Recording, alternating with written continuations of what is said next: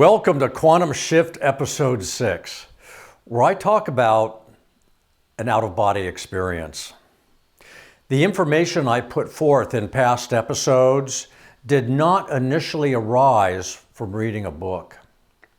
This information came about after I had a full out-of-body experience caused by a violent auto accident. To summarize, I helicoptered my car down a steep, tree-infested slope. I was literally thrown out of my body and I hovered over some trees above my car. I floated for a while, taking in what I was doing and the nature of what was happening. I could see my body in the car through the roof in a sense, but my thought process and my essence were up here, floating above the trees. I am literally like an energy being, and it felt like my organic body is like an attachment, like part of the earth. I don't know how to explain it. I'm perceiving the world from an external location.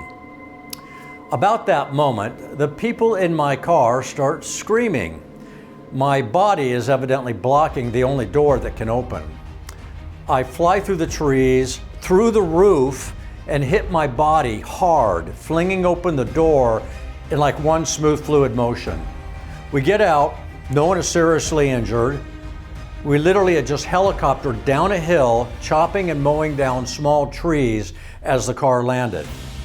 The car's totaled. After this, I sought info voraciously, and I seemed to be guided. Things and information came to me easily. This is the late 1970s. Remember, there's no internet. I started searching to explain what happened to me. I looked at spiritual, metaphysical, Eastern religion, Western religion, quantum physics, and books just seemed to pop into my hands.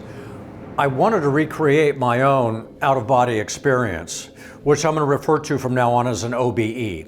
I finally found material that helped me on my path. It took about 6 months, using the basic info I told you about in Quantum Shift episodes 1 through 3 to recreate an OBE utilizing thought and meditation and breaking that ego barrier. I put my body in a safe place in my room and no one's in the house to disturb me. I had placed a pin next to my body so I could prick myself to make sure I was not dreaming. This took me months to get it right. I rose out of my body, finally, and pricked my leg to see if I would wake up from a dream. I then proceeded to move about the house, realizing I was sort of gliding. I sideswiped a wall by accident and noticed my shoulder just went right through it.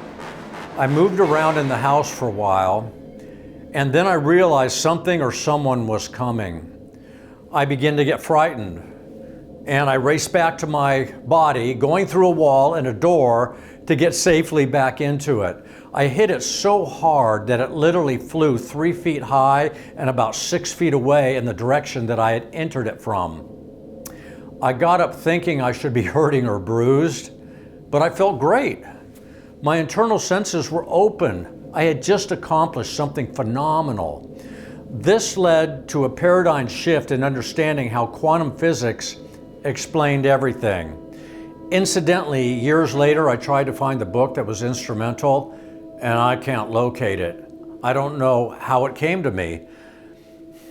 After this opening of my internal senses, I realized we are not just humans having spiritual thoughts. We are spirits or energy beings creating a physical reality utilizing quantum concepts. I had transitioned to a superposition or wave state from a particle state.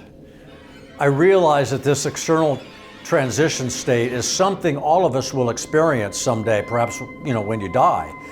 Understanding what I am saying should help you realize that there is more around you than what your 5 external senses are telling you. That you are more than what you perceive. All of this information has been regaled to us in bits and pieces in various ways throughout the years, through philosophy, religions, spiritual mechanisms, throughout the ages. Stay tuned for more in episode 7.